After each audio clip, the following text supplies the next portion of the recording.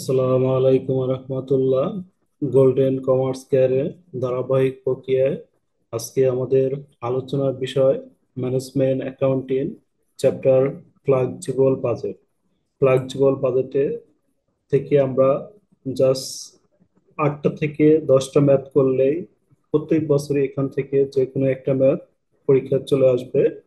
Flexible বাজেটে থেকে আমরা আজকে এই ম্যাথটি সলভ করব। এই ম্যাথটি আমাদের জাতীয় বিশ্ববিদ্যালয়ে 4বার এসেছে। অনেক সহজ math. Problem 1, the expend budget for the production 10,000 unit in a factory are as follows.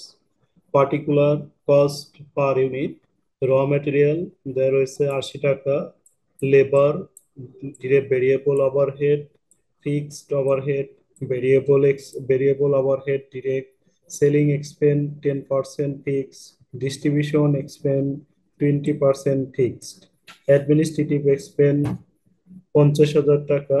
You are required to prepare a flexible budget for production 8,000 unit and 6,000 unit. তাহলে আমাদের দুইটি ইউনিট তৈরি করতে বলছে, একটা হচ্ছে 8,000 ইউনিট, আরেকটি হচ্ছে 6,000 ইউনিট। এই দুইটি ইউনিটের সাহায্যে আমরা অঙ্ক করলেও হবে। এর সাথে আমরা যদি বেস ইউনিট নিয়ে করি, তাহলে বেস ইউনিট নিয়েও আমরা করতে পারি। তাহলে এই যে এখানে আমাদের যে খরচগুলো দেওয়া রয়েছে, এই খরচগুলোকে আমাদের সাধারণত ফ্লেক্সিবল বাজেটে ক্লাসিফিকেশন অনুসারে ভাগ করতে হবে। ক্লাসিফিকেশন অনুসারে ভাগ অর্থাৎ এখানে আমাদের ফ্লেক্সিবল বাজেটের একটি চার্ট রয়েছে। এই চার্টটি একটু আমরা ভালোভাবে খেয়াল করলে খরচগুলোকে আমরা আইডেন্টিফাই করতে পারবো। A company flexible budget for the ended period, এখানে একটা ফরম্যাট দেওয়া হলো। তো ফরম্যাটে এখানে প্রথমে হচ্ছে আমরা লিখবো হচ্ছে ভেরিয়েবল কস্ট। ভেরিয়েবল কস্টের মধ্যে আমরা বসাবো ম্যাটেরিয়াল বা direct material, labour, direct expense, direct labour, variable overhead, আদার variable cost, all indirect expense, supplies. অর্থাৎ এই খরচগুলোকে আমরা ভেরিয়েবলে বসাবো। এখানে রয়েছে আমাদের সেমি ভেরিয়েবলের আরেকটা পার্ট রয়েছে, power and fuel, maintain, selling expense, selling overhead, utility expense. এই খরচগুলোকে আমরা সেমি ভেরিয়েবলের মধ্যে বসাবো। যদি আমাদের সেমি ভেরিয়েবল বলতে এখানে ফিক্সড এবং ভেরিয়েবল রয়েছে, যদি আমরা ফিক্সড এবং ভেরিয়েবল পৃথক করতে পারি, তাহলে ভেরিয়েবল টু ভেরিয়েবলে দিব, ফিক্সড টু ফিক্সডে দিব। তখন আমরা সেমি ভেরিয়েবল নামে কোনো হেডলাইন করব না। যদি আমরা সেপারেট করতে না পারি, তাহলে সেমি ভেরিয়েবল নামে একটি হেডলাইন দিয়ে এটার ভিতরে আমরা সেমি ভেরিয়েবল আইটেম গুলো লিখবো। তারপর আমাদের আরেকটা আইটেম রয়েছে ফিক্সড কস্ট। তাহলে ফিক্সড কস্টের আমরা আইটেম গুলো একটু ভালোভাবে খেয়াল করব। এটি হলো fix factory overhead, fixed administrative overhead, administrative overhead বা এক্সপেন্স। ফিক্সড বলা থাকলেও ফিক্সড হবে, না থাকলেও আমাদের ফিক্সড ধরতে হবে। ডেপ্রিসিয়েশন ফিক্সড এর ভিতরে আনবো আমরা, ইন্স্যুরেন্স ফিক্সড এর মধ্যে নিব, জেনারেল এক্সপেন্স ফিক্সড এর মধ্যে নিব, office rent oblique rent expense fixed এ নিব, সুপারভিশন ফিক্সড এ নিব। তাহলে আমরা এই খরচগুলো দেখা মাত্রই এগুলোকে আমরা সিলেক্ট করব, এগুলো ভেরিয়েবল কস্ট। এই খরচগুলো দেখা মাত্রই এগুলোকে আমরা সিলেক্ট করব, এগুলো সেমি ভেরিয়েবল কস্ট। আর নিচের এই খরচগুলো দেখা মাত্রই আমরা সিলেক্ট করে নিব, এটি হচ্ছে ফিক্সড কস্ট। আমাদের তিনটা ভাগে ভাগ করা লাগতে পারে, একটা হচ্ছে ভেরিয়েবল কস্ট, একটা হচ্ছে সেমি ভেরিয়েবল কস্ট, আর একটা হচ্ছে ফিক্সড কস্ট। আর যদি আমরা সেমি ভেরিয়েবল কস্টের ভিতর থেকে যে ফিক্সড এবং ভেরিয়েবল আলাদা আলাদা করতে পারি, তাহলে ভেরিয়েবল টু ভেরিয়েবলে দিব এবং ফিক্সড টু ফিক্সডে দিব। তখন আমরা সেমি ভেরিয়েবল নামে কোনো হেডলাইন রাখবো না। এই তিনটা খরচ যোগ করলে আমাদের আসবে হচ্ছে টোটাল কস্ট।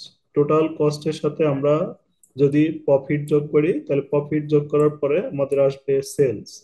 যদি আমাদের কোশ্চেনের মধ্যে প্রফিট বা সেল দেওয়া থাকে, তাহলে সেলস পর্যন্ত আমরা নির্ণয় করব।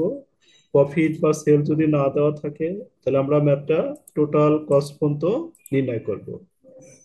এখানে আমাদের নোটটা লিখে দেওয়া রয়েছে যে সমস্ত ক্ষেত্রে সেমি ভেরিয়েবল কস্ট বা আধা পরিবর্তনশীল ব্যয় থেকে ফিক্সড এবং ভেরিয়েবল পৃথক করা যাবে না, সে সমস্ত ক্ষেত্রে উপরোক্ত ছকে সেমি ভেরিয়েবল কস্ট নামে একটি শিরোনাম দেখাতে হবে।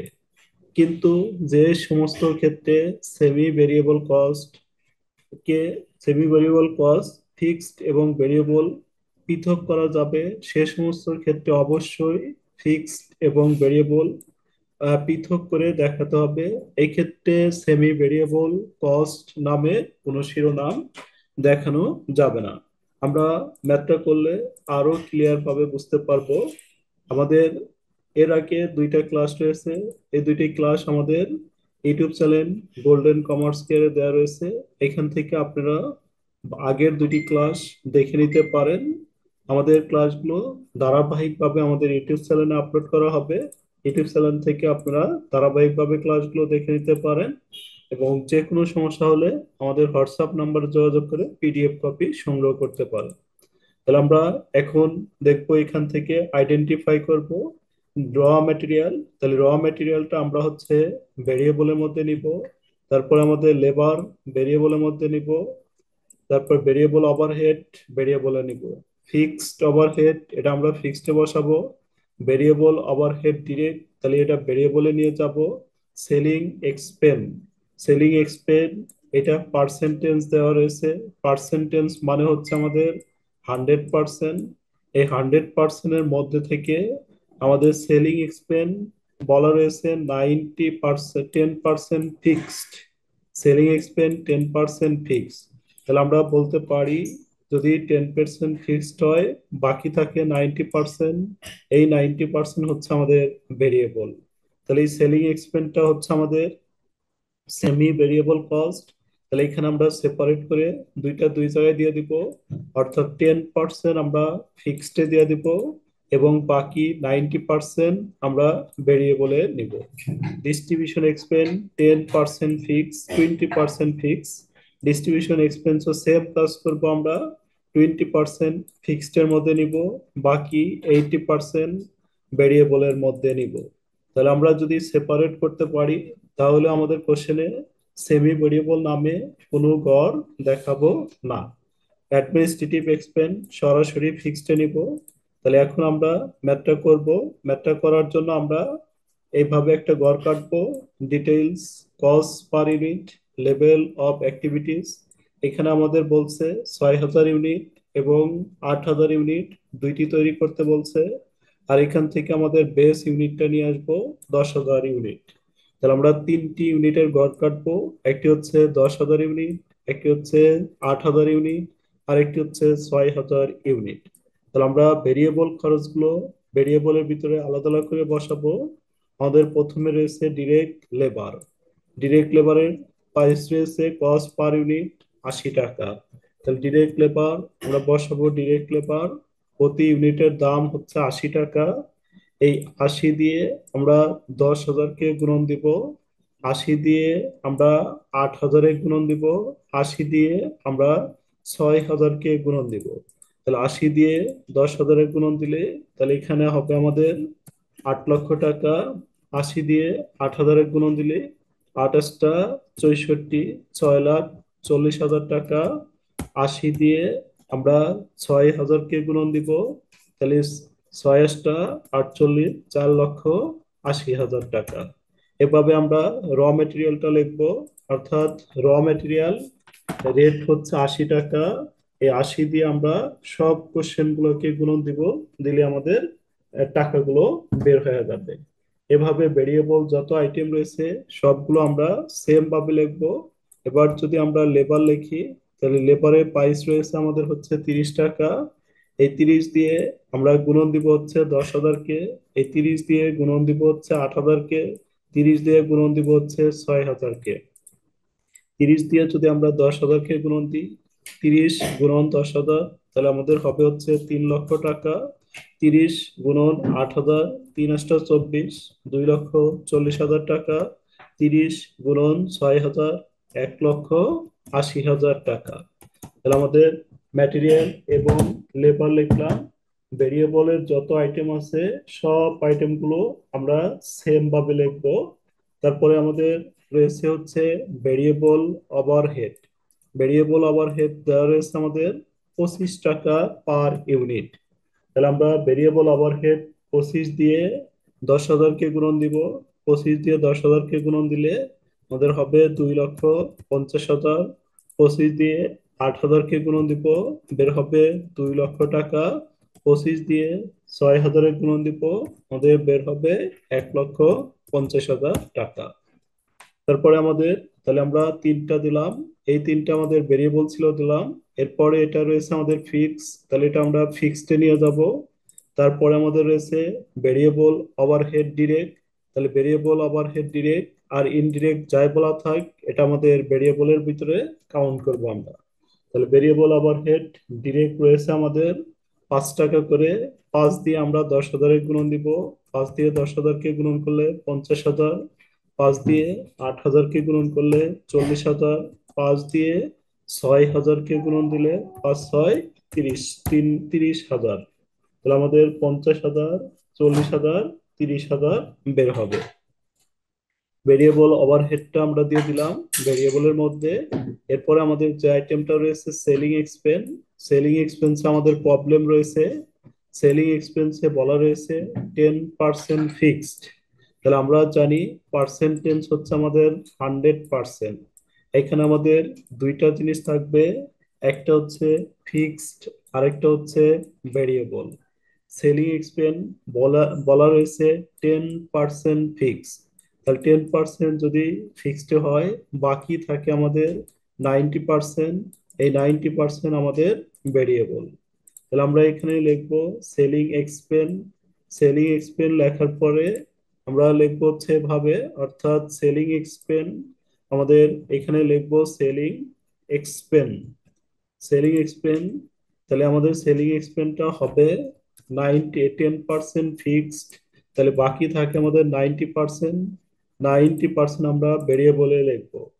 13 টাকার 90% কাটবো, কেটে আমরা রেটটা বসাবো 11.70। তাহলে 11.70 আমরা রেটটা কাউন্ট করলাম, 11.70। এরপর আমরা 11.70 দিয়ে সবগুলোকে গুণন দিব। 11.70 গুণন 10,000 গুণন 8,000 গুণন 6,000। তাহলে 11.70 দিয়ে আমরা যদি 10,000-কে গুণন করি, তাহলে 10,000-কে গুণন দিলে আমাদের আসবে 1,17,000। আমরা যদি পরেরটাকে গুণন দিই, 8,000-কে গুণন দিলে আমাদের আসবে 93,600, অর্থাৎ 93,600। এরপরে আমরা যদি 6,000-কে গুণন করি, তাহলে আমাদের আসবে হচ্ছে 70,200। সেম একইভাবে আমরা লিখবো ডিস্ট্রিবিউশন এক্সপেন্স। তাহলে ডিস্ট্রিবিউশন এক্সপেন্স আমাদের 20% ফিক্সড রয়েছে। তাহলে 20% যদি ফিক্স থাকে, তাহলে আমরা বাকি 80% ভেরিয়েবলের মধ্যে নিয়ে আসবো।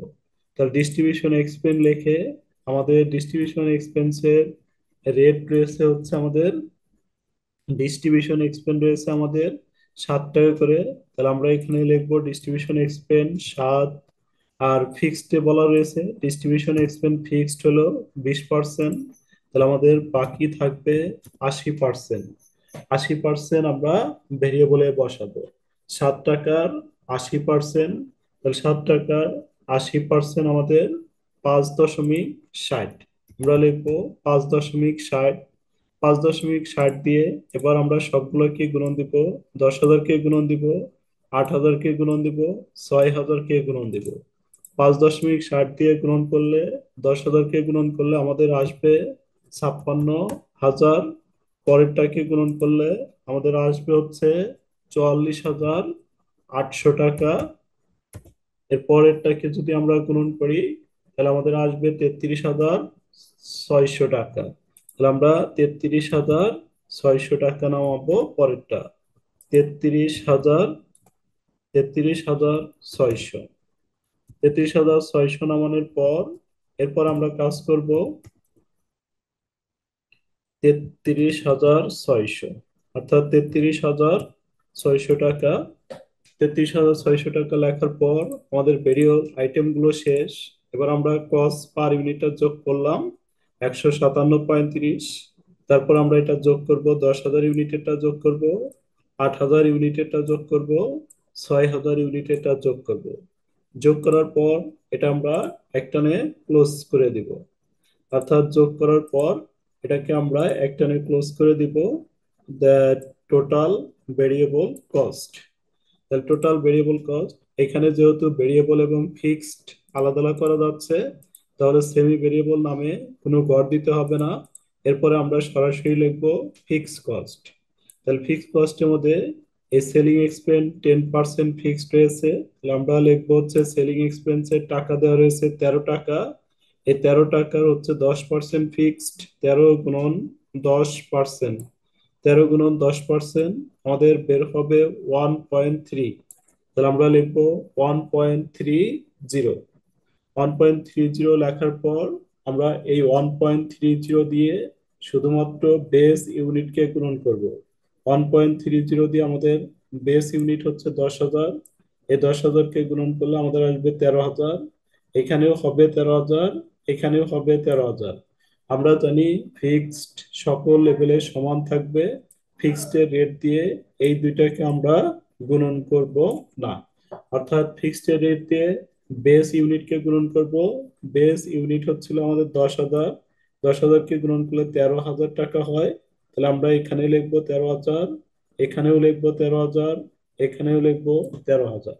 আমরা জানি ফিক্সড সকল লেভেলে সমান, তাহলে আমরা ফিক্সডটা সকল লেভেলে সমান বসাই দেব। এরপর আমাদের ডিস্ট্রিবিউশন এক্সপেন্স। ডিস্ট্রিবিউশন এক্সপেন্স আমাদের ভেরিয়েবলের মধ্যে গেছে হলো ডিস্ট্রিবিউশন এক্সপেন্স ভেরিয়েবলে 80%। তাহলে আমাদের এখানে থাকবে হচ্ছে ফিক্সডে থাকবে 20%। 20%-এ আমাদের হবে 1.40। তাহলে আমাদের এই ডিস্ট্রিবিউশন এক্সপেন্স এটাও আমাদের ফিক্সডের মধ্যে আসবে 1.40। এবার 1.40 দিয়ে আমরা শুধুমাত্র বেস ইউনিটকে গুণন দেব, এই দুইটাকে গুণন করা যাবে না। তাহলে আমাদের 10,000কে গুণন দিলে আমাদের হবে 14,000। তাহলে আমরা বাকি দুই ঘরে সেম বসে দিব। আমরা জানি ফিক্সড সকল লেভেলে সমান, এজন্য ফিক্সড এর টাকাটা আমরা সব ঘরেই সেম করে বসাবো 14,000, 14,000, 14,000। এরপরে আমাদের রয়েছে অ্যাডমিনিস্ট্রেটিভ এক্সপেন্স। অ্যাডমিনিস্ট্রেটিভ এক্সপেন্স আমাদের ফিক্সড এর মধ্যে হবে। তাহলে অ্যাডমিনিস্ট্রেটিভ এক্সপেন্স আমাদের দেওয়া রয়েছে অ্যাডমিনিস্ট্রেটিভ এক্সপেন্স 5 টাকা। তাহলে এই 5 দিয়ে আমরা 10,000 গুণন দিব, অথবা এখানে 50,000 দেওয়া রয়েছে, তাহলে এই 50,000 আমরা কপি করে প্রত্যেক ঘরে বসা দিব 50,000। তাহলে অ্যাডমিনিস্ট্রেটিভ এক্সপেন্স হচ্ছে আমাদের 50,000, 50,000, 50,000। এটা হচ্ছে আমাদের ফিক্সড। এবার আমরা যোগ করব টোটাল ফিক্সড কস্ট। তাহলে টোটাল ফিক্সড কস্টটা যোগ করব আমরা। Total total total fixed cost. তাহলে টোটাল ফিক্সড কস্ট লেখার পর আমরা টোটাল ফিক্সড কস্ট গুলো যোগ করব। প্রথমটা আমাদের হবে 17.70। তাহলে 17.70। তারপরে প্রথমে একটা যা বের হবে সবগুলো আমাদের সেম বের হবে। তাহলে ফিক্সড আমাদের হবে হলো 1 লক্ষ। ফিক্সড আমাদের হবে আহ, আরেকটা ফিক্স আমাদের রয়েছে। আরেকটা ফিক্সড হলো আমাদের ফিক্স ফ্যাক্টরি ওভারহেড 1 লক্ষ টাকা। তাহলে আমরা এটা এখানে লিখবো ফিক্স ফ্যাক্টরি ওভারহেড। তাহলে ফিক্স ফ্যাক্টরি ওভারহেডটা আমরা এখানে কাউন্ট করব। পরে আমাদের আরেকটা এন্ট্রি রয়েছে। আরেকটা এন্ট্রি হচ্ছে আমাদের fixed fixed factory fixed fixed factory overhead. Fixed factory overhead এখানে রয়েছে আমাদের 10 টাকা পার ইউনিট। তাহলে আমরা এখানে লিখবো 10 টাকা দিয়ে আমরা এটাকে গুণন দিব। 10 টাকা দিয়ে এটাকে গুণন দিব, তাহলে আমাদের 10 টাকা দিয়ে 10,000কে গুণন করব। তাহলে আমাদের হবে 1 লক্ষ টাকা। আমরা জানি ফিক্সড এর সকল লেভেলে সমান হবে। তাহলে প্রথমটা 1 লাখ, তার মানে সবগুলোই 1 লাখ টাকা হবে। এবার আমরা টোটাল ফিক্স কস্ট লিখবো। টোটাল ফিক্স কস্ট, তাহলে টোটাল ফিক্স কস্ট আমাদের প্রথমটা যোগ করলে এটা হবে হলো 17.70। টোটাল ফিক্স কস্টের রেটটা আমরা যোগ করলে 17.70। এবং আমরা যদি এটা যোগ করি তাহলে হবে হচ্ছে আমাদের 1,77,000। তাহলে একটা বের হলো 1,77,000। তাহলে বাকি দুইটা আমাদের সেম, অর্থাৎ বাকি দুইটাও আমাদের হবে 1,77,000 টাকা। তাহলে আমরা কি করব, আমরা দুইটা বের করলাম, একটা হচ্ছে টোটাল ভেরিয়েবল কস্ট আর একটা হচ্ছে আমাদের টোটাল ফিক্স কস্ট। এই দুটো যোগ করব, যোগ করার পরে আমাদের যেটা বের হবে এটার নাম লিখবো আমরা টোটাল কস্ট। তাহলে টোটাল কস্ট, যেহেতু আমাদের এই কোশ্চেনে সেলস দেওয়া নেই, তাহলে আমাদের টোটাল কস্ট পর্যন্তই ম্যাথটা শেষ হবে। এরপরে আমাদের প্র্যাকটিসের জন্য দুইটি ম্যাথ দেওয়া রয়েছে। এইটা আমরা শিটের হোমওয়ার্ক 1 এবং হোমওয়ার্ক 2 এই দুটি করে আমরা কমেন্ট বক্সে জমা দিব। তাহলে এই দুটির ভিতরে যদি কোনো প্রবলেম হয় তাহলে আমাদের হোয়াটসঅ্যাপ নাম্বারে যোগাযোগ করে প্রবলেম সলভ করে নিব। আশা করি প্রথমটা করার পর এটা প্রবলেম হবে না। এই নিয়মের যতগুলো অঙ্ক থাকবে আশা করি এখন সবগুলোই সহজেই করতে পারবেন। তারপরেও যদি কোনো সমস্যা হয় আমাদের হোয়াটসঅ্যাপ গ্রুপে জয়েন হয়ে এখান থেকে সব সাপোর্ট নেওয়া যাবে। এরপরে আমরা নেক্সট ক্লাসে প্রবলেম 2 এই ম্যাথটা নিয়ে আলোচনা করব। প্রবলেম 3 আমাদের জাতীয় বিশ্ববিদ্যালয়ে অনেকবার এসেছে, 3 এবং 4 এই ম্যাথগুলো আমরা আগেই আলোচনা করেছি, আমাদের ইউটিউব চ্যানেলে দেওয়া রয়েছে। নেক্সট ক্লাসে আমরা প্রবলেম 2 গুরুত্বপূর্ণ ম্যাথ এটা নিয়ে আলোচনা করবো ইনশাআল্লাহ।